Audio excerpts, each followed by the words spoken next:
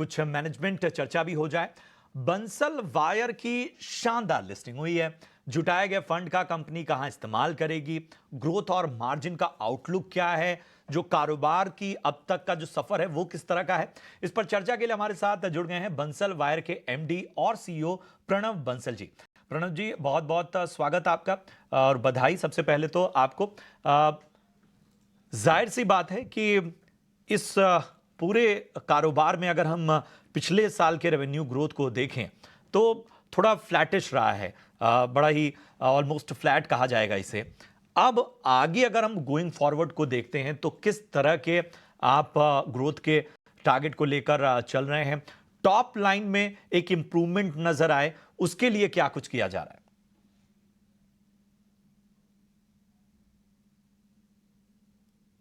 जैसे हमने पहले भी बात करी, हमारा जो रेवेन्यू ग्रोथ लास्ट 2 साल से 3 साल से फ्लैटिश रहा है, उसका मेन कारण था कि हमारी कैपेसिटीज़ पीक यूटिलाइजेशन पे चल रही थी। एंड जो हमारा प्लांट, जो दादरी प्लांट है, जो इंडिया का ऑफ कोर्स सबसे बड़ा प्लांट तो है ही है, बट इसके साथ साथ एशिया के भी गिने चुने प्लांटों में आता है। उसका जो प्रोडक्शन है वो इस साल शुरू हुई, जो कि 2 साल पहले शुरू होनी चाहिए थी। तो इसकी वजह से हमारे पास ज़्यादा प्रोडक्ट्स या ज़्यादा कैपेसिटीज़ नहीं थी सेल करने के लिए। बट चूँकि अब वो प्लांट चालू हो चुका है एंड उस प्लांट से हमारी जो कैपेसिटी है पिछले साल तक वो 2.5 लाख से सीधा 6 लाख टन पे जंप करेगी इस साल के आखिर तक। तो हम काफ़ी अच्छा एक अपटिक देख रहे हैं इस साल और आने वाले कुछ सालों में। एंड स्पेशली हम एक ऐसी इंडस्ट्री में हैं जहाँ पे इंडिया का सेकंड लार्जेस्ट कंपनी होने के बाद भी हमारा मार्केट शेयर सिर्फ 6% है। तो हमें पोटेंशियल काफ़ी अच्छी दिखती है। एंड आई एम श्योर कि जो फर्स्ट क्वार्टर रिजल्ट्स हैं उससे भी आपको पता चलेगा दैट हम एक इंक्रीजिंग ट्रेंड पे हैं, बिकॉज हर दिन हर महीने हमारी कुछ कुछ कैपेसिटी यूटिलाइजेशन नए प्लांट से बढ़ती रहेगी। जी बिल्कुल। तो चलिए आगे हम थोड़ा एबिटा मार्जिन पर बात करते हैं। तो एबिटा मार्जिन आपका 4 से 6% के बीच में रहा है। तो आप क्या बता सकते हैं कि अगले 2 से 3 साल का आपकी यहाँ पे रणनीति क्या है, क्या एक्सपेक्ट किया जा सकता है? तो मार्जिन एक एक्चुअली अगर आप परसेंटेज में देखें शायद वो सही तरीका नहीं है हमारे बिजनेस के बारे में हर तरीके से समझने का। चूँकि हम एक कॉस्ट प्लस मॉडल पे काम करते हैं इंडस्ट्री में, जहाँ पे जो रॉ मटेरियल का उतार और चढ़ाव है वो सारा कस्टमर्स को पास ऑन होता है। और चूँकि हमारे पास कोई एक ऐसा कस्टमर नहीं है जो हमारी टोटल सेल का 5% भी कॉन्ट्रीब्यूट करता हो, तो वो एब्जॉर्ब भी साथ के साथ होता है। इसकी वजह से हम काफ़ी हद तक इम्यून है कॉस्ट या कमोडिटी फ्लक्चुएशन से। बट चूंकि प्राइस इंक्रीज और डिक्रीज दोनों में हमारा जो रेवेन्यू है वो ऊपर नीचे होगा, चूंकि कॉस्ट प्लस मॉडल है, इसलिए परसेंटेज में मार्जिन कभी ऊपर कभी नीचे हो जाते हैं। बट पर टन बेसिस पे अगर हम देखते हैं तो हमारे मार्जिन पिछले कुछ सालों तक भी काफ़ी कंसिस्टेंट रहे हैं और फ्यूचर में भी हम यही टारगेट कर रहे हैं कि इसी तरीके के मार्जिन चलते रहें। इसके साथ साथ जो हमारा फोर्थ वर्टिकल आ रहा है स्पेशलिटी वायर का, उससे हमारे मार्जिन में अच्छा इम्पैक्ट आना चाहिए, काफ़ी पॉजिटिव इम्पैक्ट आना चाहिए। जो आज 7-8 रुपए का हमारा मार्जिन है, स्पेशलिटी वायर में हम 20 से 30 रुपए तक का मार्जिन देखते हैं। तो जैसे जैसे उसकी क्वांटिटी हमारे पूरे प्रोडक्ट मिक्स में बढ़ेगी वैसे वैसे थोड़ा मार्जिन प्रोफाइल बेटर भी हो सकती है। ये नई स्पेशलिटी वायर्स के लिए भी क्या कोई बहुत बड़ा मार्केट आपको नज़र आ रहा है, और क्या इन प्रोडक्ट्स से कुछ यूनिक एप्लीकेशंस भी दिख रहे हैं आपको जिसकी वजह से आप यहाँ पर फोकस कर रहे हैं? वायर इनफैक्ट एक ऐसा सेगमेंट है जो हमारा मेन फोकस एरिया है गोइंग फॉरवर्ड ऑल्सो, और वो इसीलिए है क्योंकि आज हम जिस तरीके से शुरुआत कर रहे हैं, हम एक 20,000 टन का एक पायलट प्रोजेक्ट लगा रहे हैं, जबकि मार्केट 2.5 लाख टन की है स्टील कॉर्ड के अंदर, which is one product of speciality जो हमारा मेन फोकस एरिया है। तो फ्यूचर काफ़ी अच्छा है, और वो जो 2.5 लाख टन की मार्केट है आज भी मेजॉरिटी मार्केट इम्पोर्ट से केटर होती है। तो हमारे पास एक अच्छा रूम है उसमें ग्रो करने का, and that is the plan also going forward. हमारा पूरा फोकस है in specialty and in specialty steel cord में।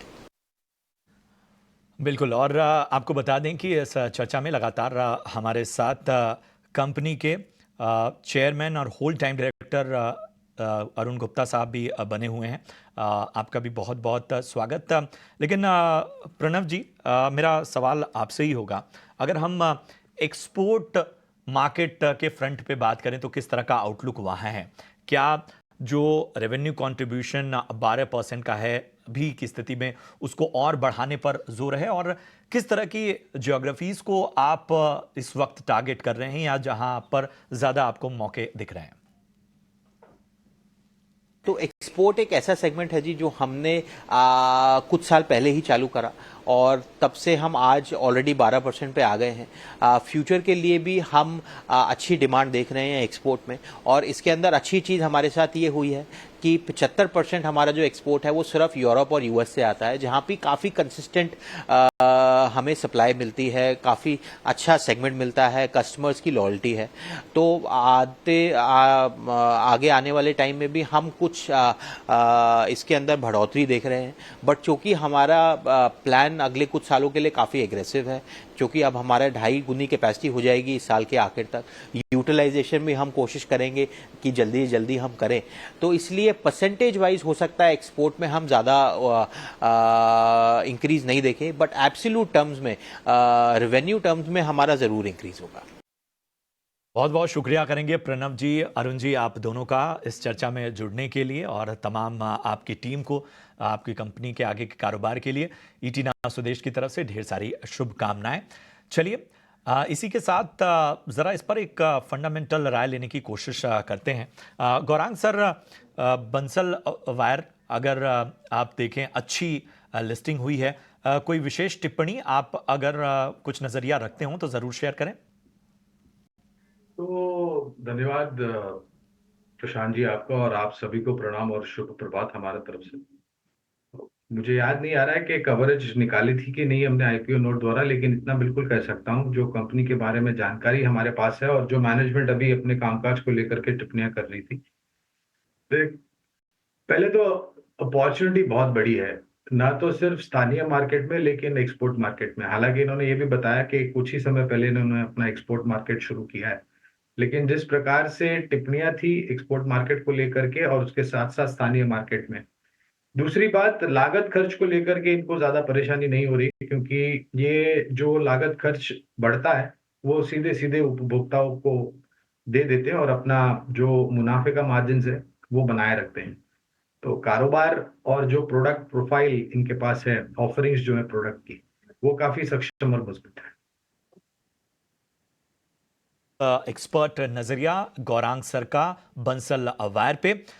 चलिए बढ़ते हैं आगे और पहला सवाल शामिल करते हैं जो कि यूट्यूब पर लाइव हमारे एक दर्शक जसविंदर सिंह राणा ने हमसे पूछा है।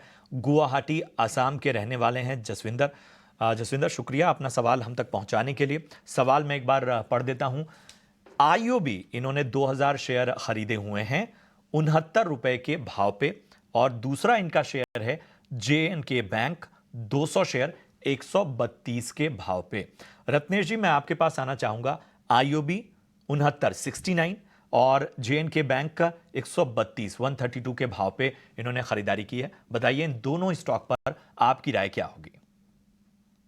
आईओबी देखेंगे तो काफी टाइम से कंसोलिडेशन कर रहा है ये। यहाँ पे 60 रुपए की रेंज इसकी कंसोलिडेशन की, तो मेरा सजेशन ये रहेगा यहाँ पे कि 58 रुपीज के स्टॉप लॉस से बने रह सकते हैं अभी यहाँ पे।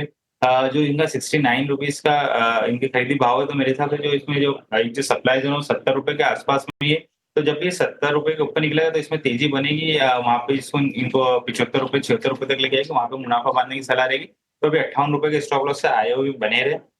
जम्मू कश्मीर बैंक में देखा जाए तो जम्मू कश्मीर बैंक में थोड़ा सा हमको यहाँ पे प्रेशर दिख रहा है, जो अंडर परफॉर्मेंस देखने को मिल रहा है, क्योंकि इसमें काफी अच्छा हमको पहले मूव देखने को मिल गया, उसका थोड़ा सा अभी अंडर परफॉर्मेंस देखने को मिल रहा है। तो मेरे सजेशन यहाँ पे ये रहेगा कि इनको थोड़ा सा एक स्टॉप लॉस लगाना पड़ेगा यहाँ पे। 100 रुपए का अगर उसके नीचे जाता है या क्लोज करता है तो वहाँ पे फिर मेरे हिसाब से इनको निकलने की सलाह रहेगी।